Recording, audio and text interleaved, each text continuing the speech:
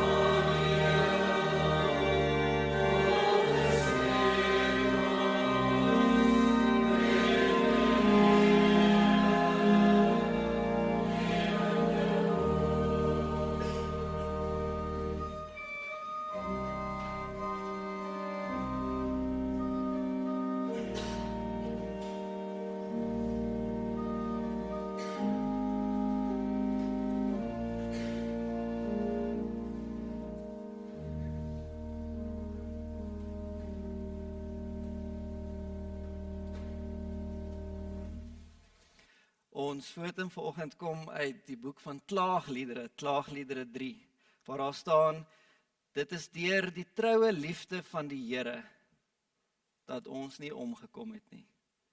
Ja, sy ontferming ken geen einde nie, dis elke oggend weer nuut.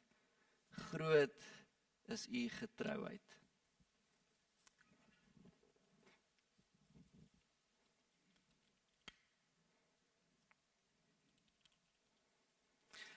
Gemeente, ek groet julle vanoggend in die naam van die God van ontferming, die God van barmhartigheid, die God van liefde.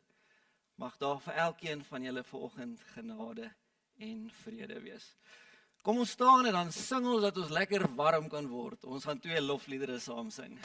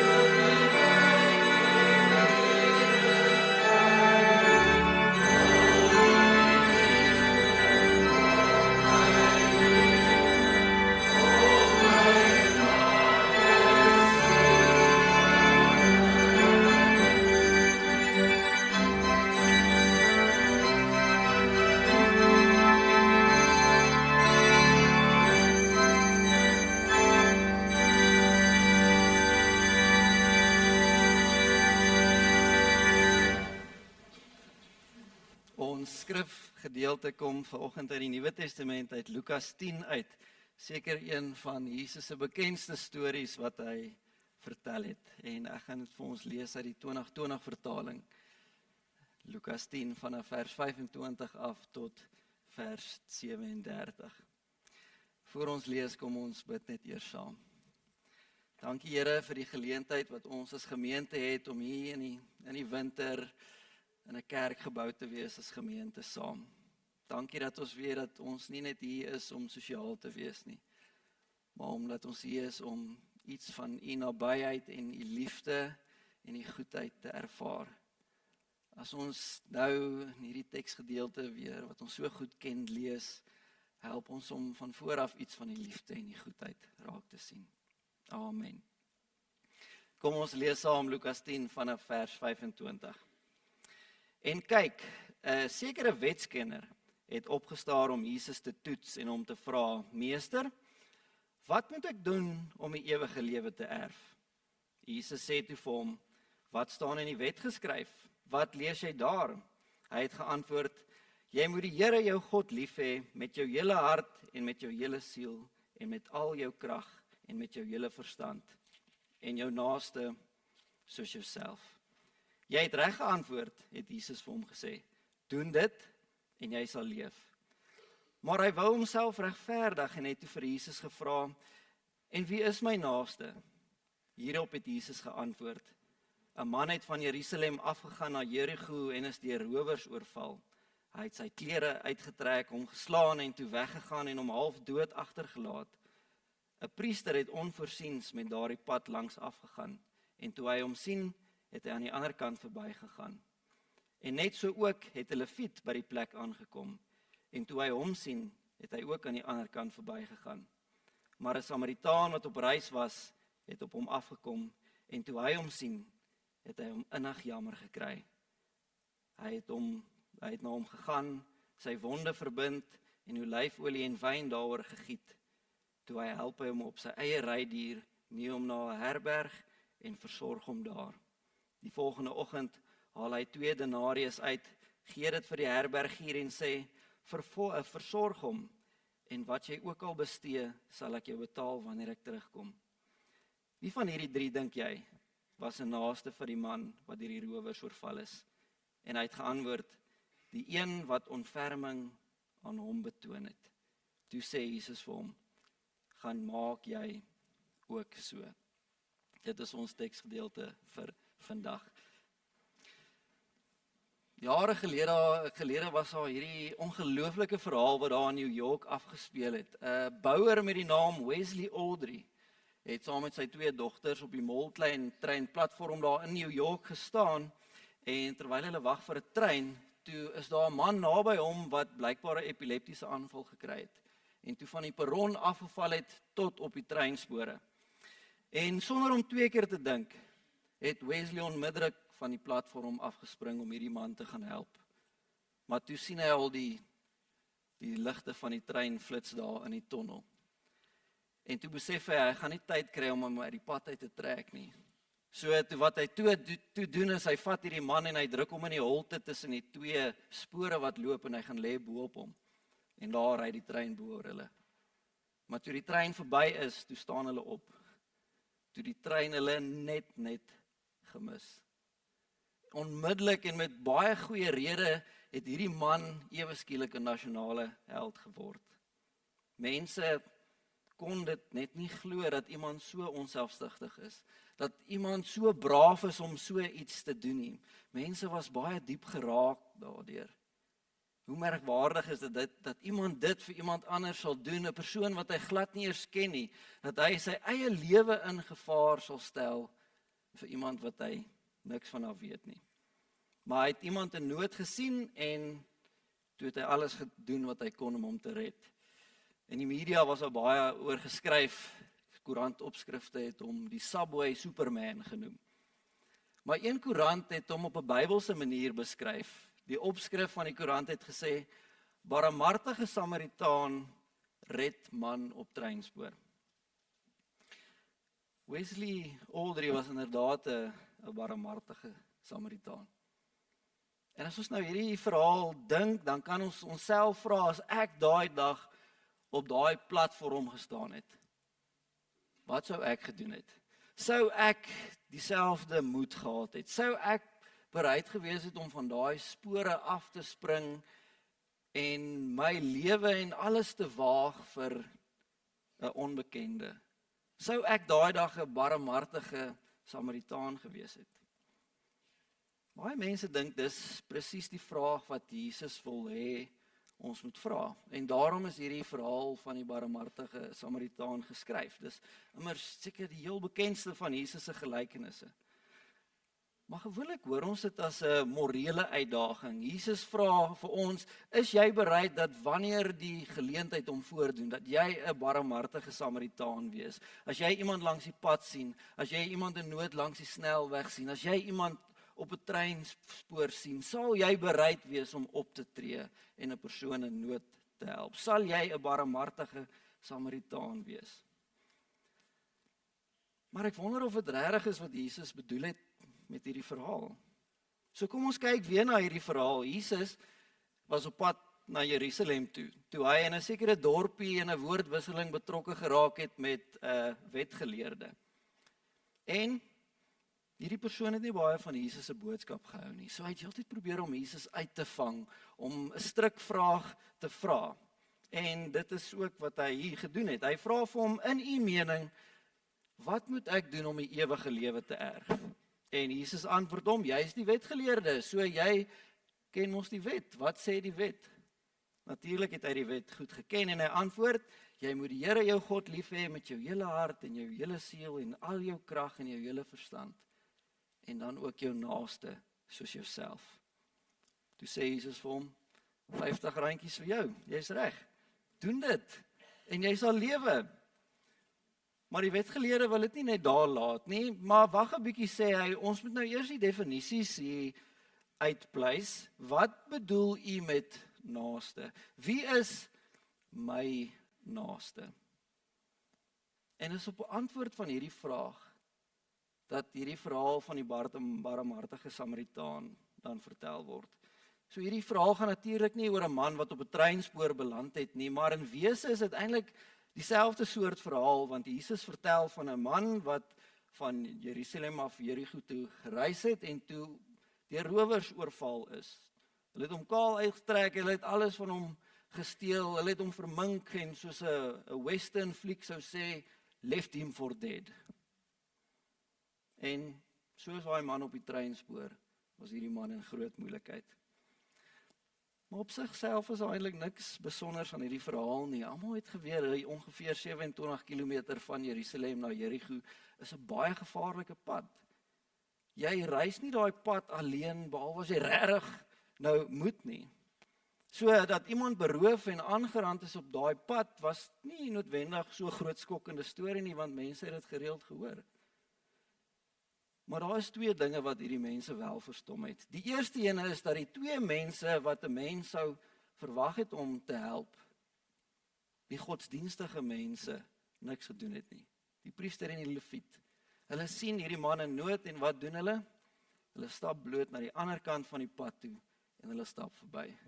So wat ek in Menlyn doen met die stalletjies wat altyd in die middel staan en as iemand met 'n blaadjie na jou toe kom, stap jy net heeltemal verby. Maar daar kom toe 'n Samaritaan verby, sê Jesus.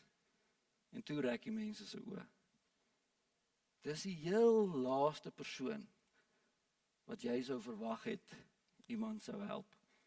So nou moet ons onthou, Jesus is 'n Jood, die wetgeleerde is 'n Jood. Almal wat na hierdie storie luister is Jode. Die mense in die storie, die leviete, die priester, Jode. Teen die man wat aangeval is, Jood. Teen die rowers, ook Jode. Maar nou verskyn daar ewe skielik 'n Samaritaan. En die Jode en die Samaritane het glad nie om dieselfde vuur gesit nie. Daar was hierdie lang geskiedenis van vyandskap oor godsdienstigheid, oor etniese herkoms. Hulle het net glad nie van mekaar gehou nie. Trouwens, hierdie gewonde man wat daar gelê het, sou nooit gedink het 'n Samaritaan sou hom in elk geval help nie. Vir sommige Jode was dit so erg, hulle sou eerder daar lê op die pad en doodbloei as wat hulle nou 'n vuil Samaritaan sal toelaat om aan hulle te raak. Want Samaritane is mense wat die Jode verag het. Dis met iemand waar jy niks te doen wou hê nie. Hulle is vuil mense, hulle is onrein, hulle is gevaarlike mense. Maar as jy is hierdie barmhartige Samaritaan, die een wat verwerp word, die een wat verag word, dis hy wat hierdie man innig jammer kry. Dis hy wat hom op die ou ende help. So nadat Jesus nou hierdie verhaal vertel het, draai hy na die wetsgeleerde toe en nou sê hy vir hom, nou, sê vir my, wie van hierdie 3 was hierdie man se naaste wat beroof is? Maar kyk mooi, die wetgeleerde kry dit nie eens reg om oor sy lippe die woord Samaritaan te sê nie. Hy mompel net, is die een wat hom barmhartigheid bewys het.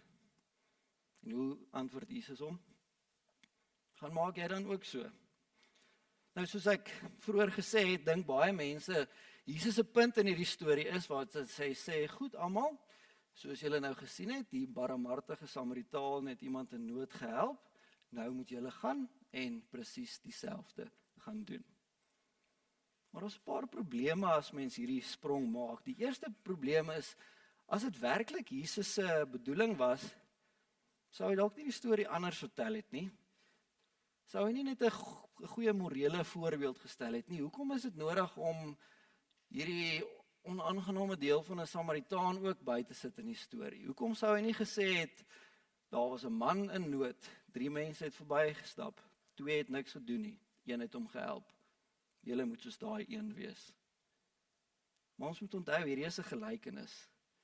En dis nie hoe hulle gelykenis werk nie. 'n Gelykenis is altyd 'n verrassing in. Daar's altyd iets wat ons ontstel, daar's iets wat ons laat dink, iets wat jou nie net laat wegstap met maklike antwoorde nie. En in hierdie gelykenis is dit juis die Samaritaan, die vyand wat ontferming bewys vir iemand wat ook eintlik sy vyand is. En dit maak hierdie mooi morele storie so bietjie moeilik. Daar's iets meer aan die gang as bloot net gaan wees jy ook net maar 'n barmhartige Samaritaan. Maar daar's eintlik 'n tweede probleem wat selfs belangriker dink ek is. En as dit Jesus se punt is dat ons die moed en die omgee en die deernis moet hê soos hierdie Samaritaan, is die hartseer waarheid dat nie een van ons dit eintlik kan doen nie. Dis waarom Wesley Audrey se storie so merkwaardig is. Want as ons eerlik is, sou byna niemand van ons dit gedoen het daai dag as ons op daai treinplatform gestaan het nie. Dit lê eenvoudig net nie in ons natuur om onsself tweede te plaas nie. Om alles op die spel te plaas vir iemand wat ons nie eers ken nie. In die 1970s is daar 'n baie interessante eksperiment gedoen met teologiestudente by 'n universiteit. So die groep studente is in 'n lokaal bymekaar gemaak en die dosent het vir hulle gesê, julle gaan 'n aanbieding doen oor die barmhartige Samaritaan. Maar die aanbieding gebeur aan die ander kant van kampus. So julle moet gou maak om by daai lokaal uit te kom sodat julle die aanbieding kan doen. Die tyd is min. Maar wat hulle nie geweet het nie is dat die navorsers op die pad na die ander lokaal toe 'n akteur geplant het langs die pad. Iemand wat maak of hy nou in nood gaan wees. En hier's 'n man wat toe nou daar langs die pad lê en hy steen en kreun en gaan te kere, want jy moet nou sien hierdie persoon is nou in nood. So die vraag was eenvoudig, wat sou hierdie studente doen wanneer hulle op pad is om nou 'n aanbieding te doen oor die barmhartige Samaritaan en hulle word gekonfronteer met iemand in nood? Sou hulle dan ook barmhartige Samaritane gewees het? Wat dink julle? Almal het eenvoudig verbygeloop. Een van die studente was so haastig, hy het omtrent oor die man geval, soos hy op pad was om sy aanbieding oor die barmhartige Samaritaan te gaan doen. Dit is eintlik nogal ironies, nee. Maar ons behoort eintlik op hierdie studente neer te kyk nie, want die waarheid is, ons almal, ek sou presies dieselfde gedoen het. Om te weet wat die regte ding om te doen, beteken nie dat ons dit kan doen en dat ons dit gaan doen nie. As ons werklik die barmhartige Samaritaan wil wees, vra dit baie meer as net die verandering van ons denke, ons koppe. iets gaan hier in ons harte moet verander. En ek dink dis die kern van waar hierdie gelykenis eintlik gaan. Acts of Compassion is 'n boek deur Robert Woodrow en hy het navorsing gedoen oor waarom daar sommige mense in die wêreld is wat besonder sagmoedig en vol deernis is. Baie meer omgee. En uit sy navorsing het hy ontdek dat sulke mense dikwels self eers 'n groot stuk barmhartigheid ervaar het. En dat dit hulle verander het, sodat hulle dit ook kan doen. Hy vertel in die boek 'n verhaal van 'n ambulanswerker, sy naam is Jack. En Jack het baie moeilik groot geword, moeilike huislike omstandighede. En toe hy klein was, moes hy 'n groot operasie ondergaan en hy was baie bang. En 'n verpleegster het dit gesien. En sy stap na hom toe en sy vat sy hand en sê vir hom, moenie bang wees nie, ek gaan heeltyd hier by jou wees, ek gaan nêrens nie. En toe hy van die operasie wakker word, wie staan nou langs sy bed en hou sy hand vas? Verpleegster. Sy het by haar woord gehou. Jare later word Jack uitgeroep na 'n groot ongelukstoneel. 'n Man lê onderste bo in sy bakkie wat gerol het en brandstof drup op hom en die werkers is besig om te kyk om los te sny met al daai masjiene wat hulle gebruik en een vonk kon na 'n hele voertuig laat ontplof het. En hierdie man was doodbang. Hy was bang hy gaan doodgaan. En op daai oomblik het Jack daai verpleegster jare terug se woorde onthou. En hy sit sy hand op hierdie man en hy sê, moenie bang wees nie, ek is hier. Ek gaan nêrens heen nie. Na die ongeluk verby is, sê die bestuurder vir hom, jy was eintlik mal. Ons kon beide doodgebrand het. Maar Jack sê eenvoudig, ek kon jou nie net daar gelos het nie. Jack het nie in daai oomblik net besluit, hy gaan nou 'n beter mens wees, hy gaan net bietjie harder probeer nie. Iemand anders wat barmhartigheid aan hom bewys het hom verander. En daai stuk barmhartigheid het later deur hom gevloei na iemand anders toe. Nou is die vraag, het iets soortgelyk al met jou gebeur? Die antwoord is ja. En dalk is dit juist die punt van die verhaal van die barmhartige Samaritaan.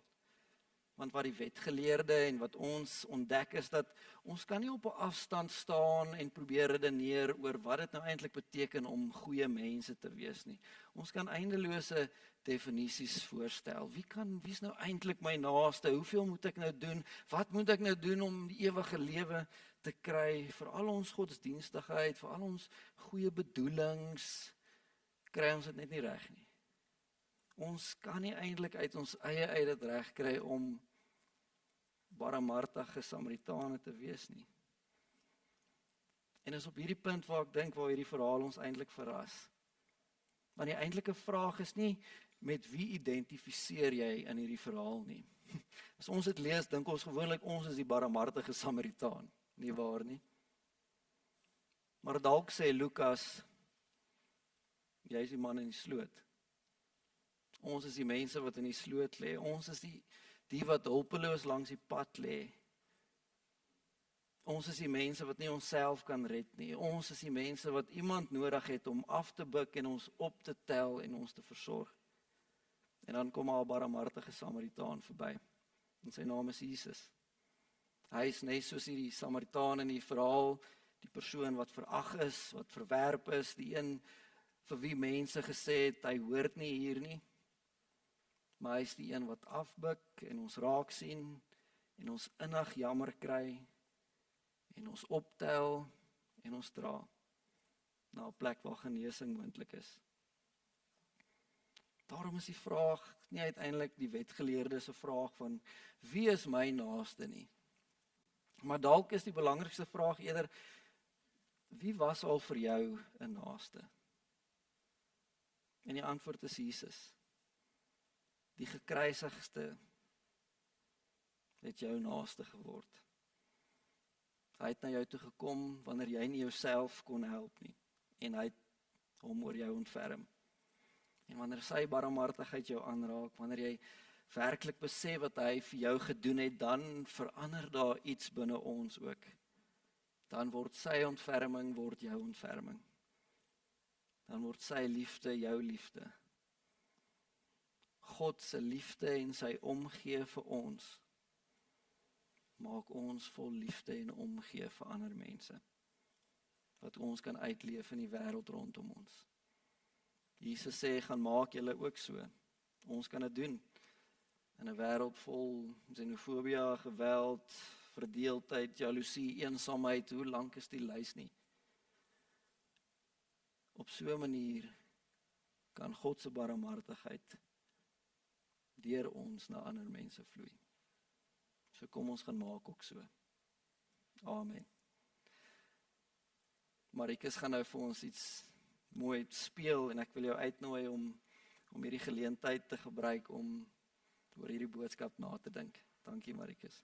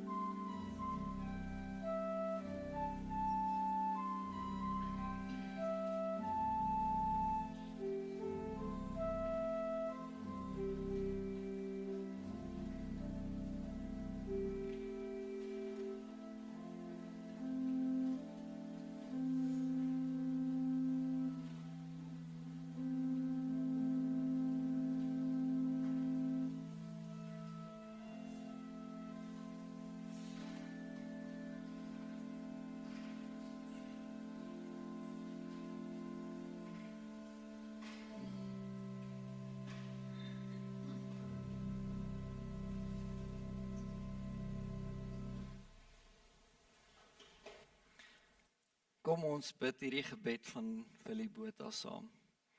Barmhartige Vader, ek dank U dat daar in U hart soveel omgee is en dat daar ook vir my ruimte is.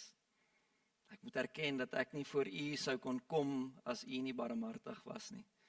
Daar's net soveel dinge wat ek sê en doen en dink wat nie met U Vaderhart in pas is nie.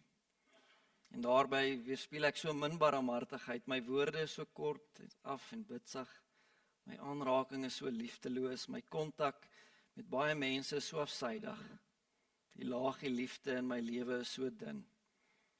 Ag Here, as ek maar net meer kon vergewe, meer die goeie in ander kon raak sien, meer ruimte vir hulle en hulle standpunte kon maak.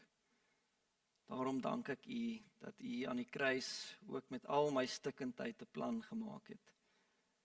Dankie dat ek uit U vergifnis mag lewe. Werk deur die Gees in my hart en oë en stem en denke, dat ek meer en meer barmhartig sal wees. Al hoe meer sal omgee vir die wat oor my pad kom. Help my dat die stukkie van die aarde waarop ek lewe vir mense 'n beter plek sal wees, omdat ek iets van u barmhartigheid uitleef en hulle deur my sal beleef dat daar 'n goeie Vader in die hemel is wat omgee. Amen. Ek dink een van die mooiste plekke waar ons sien waar iets gebeur van God se liefde en genade is, wat ons bevoorreg is om so gereeld hier in die gemeente te vier, en dis by die doop. En dis so lekker dat ons vanoggend vir Helgard kan doop. So ek gaan vra dat Helgard en Marisa, die ouers, hier voor by my kom staan.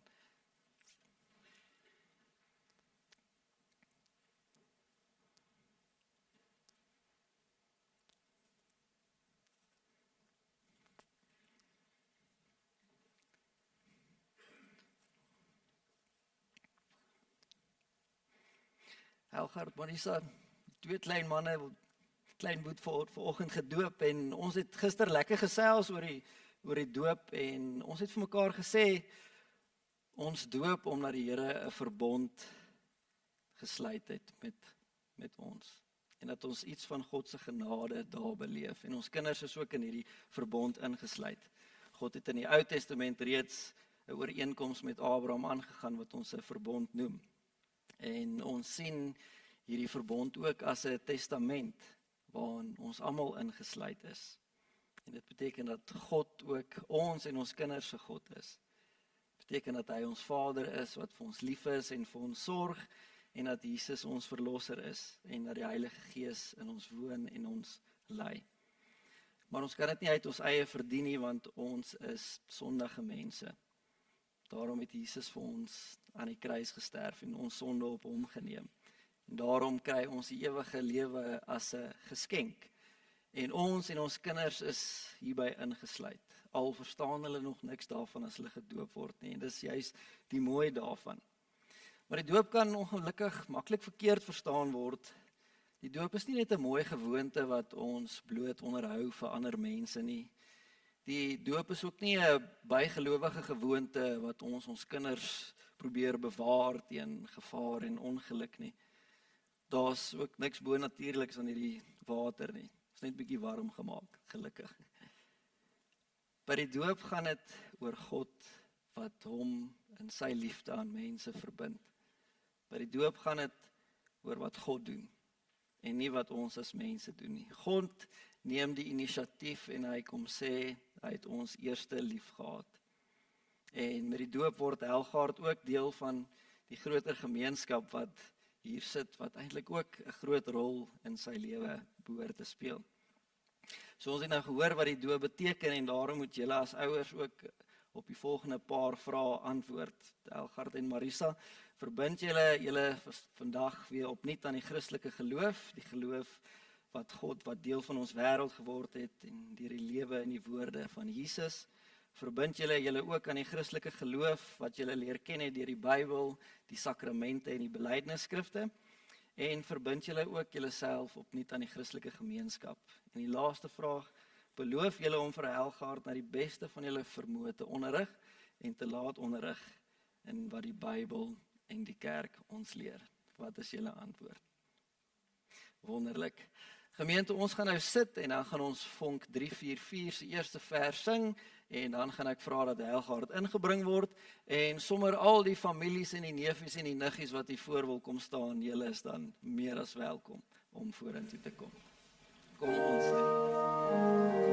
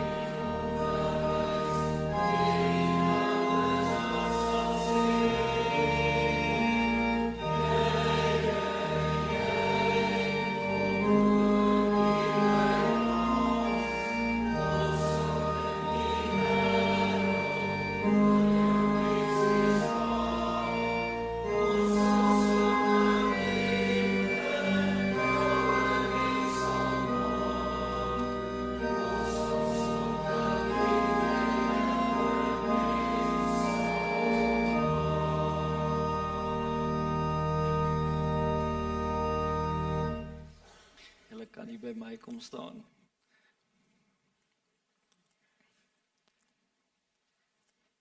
Helga, druk gou jou hand in die water, dan voel jy. So, in die kerk gebruik ons net gewone water wat ons bietjie warm maak. Julle kan ook voel as julle wil. In die kerk gebruik ons water as 'n simbool.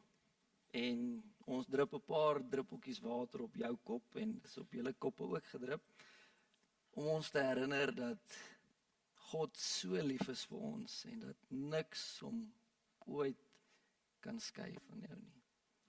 Dat hy ook jou God is. En dis wat ons doen met die teken vanoggend.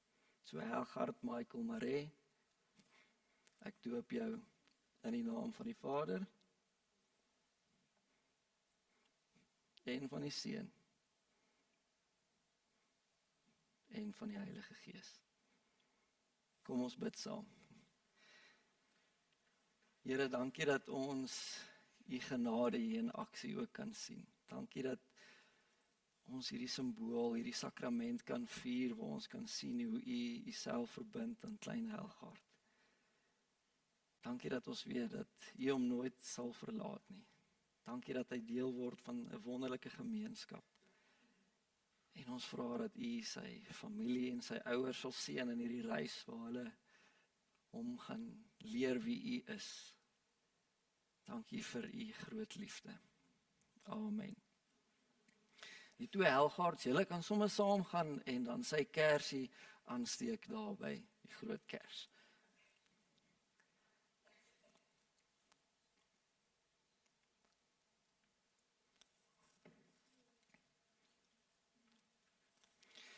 So, ma en pa het beloof, elke jaar op die 19de gaan hulle daai kersie vir jou aansteek en dan gaan hulle vir jou vertel wat hierdie dag gebeur het.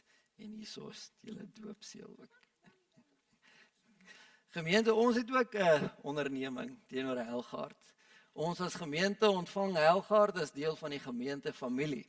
Ons onderneem om hom op sy geloofreis te ondersteun. Ons onderneem ook om sy ouers en familie in hulle dooponderneming by te staan. Wat is ons antwoord? Wonderlik. Julle kan julle sitplekke gaan inneem en terwyl hulle sit, sing ons die tweede vers van Vonk 344.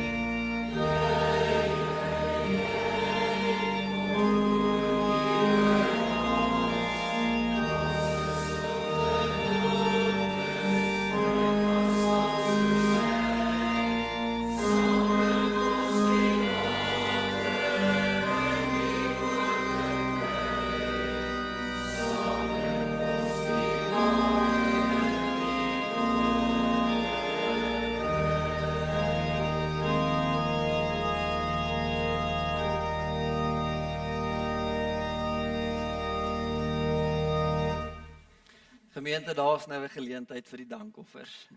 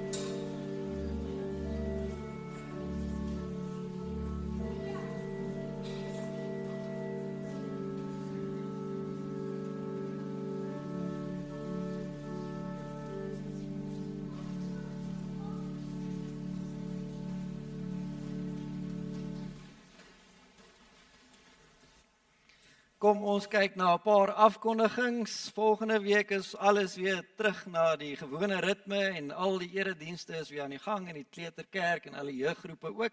So onthou asseblief daarvan, dan skuif hierdie diens weer na 8:30 toe. En dan weet julle, Julie is plastiekvrye Julie en die derde wenk is, in plaas van vloeibare plastiekbottelseep, kan jy 'n koekieseep gebruik. Dan het ons hierdie nuwe inisiatief van GriefShare in die Blitsnuus, is daar die afgelope ruk 'n mooi verduideliking in. En as jy meer daaroor wil weet, kan jy asseblief vir Faye kontak. Dis 14 sessies, dis 'n wonderlike reeks. En dan reël diensgroep erediens, 'n lekker erediens werkswinkel in die Blitsnuus is ook meer inligting. Dis Saterdag die 25ste van 8:30 tot 1:00. So jy is meer as welkom om dit by te woon. En dan, soos ek nou gesê het, dis nog 2 weke tot ons stoepmark. Daar's 'n paar goed wat jy kan skenk, sal jy in die Blitsnuus sien, maar die heel belangrikste is dat jy moet kom saam kuier op die dag. Dit gaan 'n baie lekker geleentheid wees. So dit is 1 Augustus en dit begin 11:00 die oggend. So asseblief kom kuier saam hier by die kerk. Kom honger en dan kom eet jy jou lekker rond hierso. Gelukkig maak niks wat jy by die kerk eet vet nie. So. En as jy by die jong mense betrokke is, graad 1 tot 3, en daar is vir jou 'n lekker nuwe geleentheid, as jy ook by 'n stalletjie betrokke wil raak, kontak asseblief die kerkkantoor, ons kort nog iemand. En dan het ons CMR 'n geleentheid wat hulle hier by die gemeente gaan hou. Die 5de September gaan hulle 'n high tea hou. En daar's meer inligting ook, dink ek, op die Blitsnuus beskikbaar. En as jy dalk 'n gasvrou wil wees by 'n tafel, kan jy ook net die kerkkantoor kontak vir hierdie geleentheid. Maar dan is ook hartseer in ons gemeente. Eleanor Botha se naam is baie lank op ons sieklysie en sy is oorlede. En ons dink aan die Botha gesin en die inligting oor haar begrafnis sal nog bekend gemaak word. En dan het ons ook meegevoel met Dina Mens, wie se ma oorlede is, Emerentia Skutte. En die gedenkdiens is môre 11:00 hier in Stellastraat. En dan dink ons ook aan 2 mense, oom Hendrik Visagie, en dan dink ons ook aan Leon van Wyk wat aansterk by die huis. Gemeente, ons gaan afsluit met 'n lied wat eintlik in Advent pas, maar dit pas so mooi by hierdie tema. So kom ons staan en dan sing ons God is liefde, juig ons harte.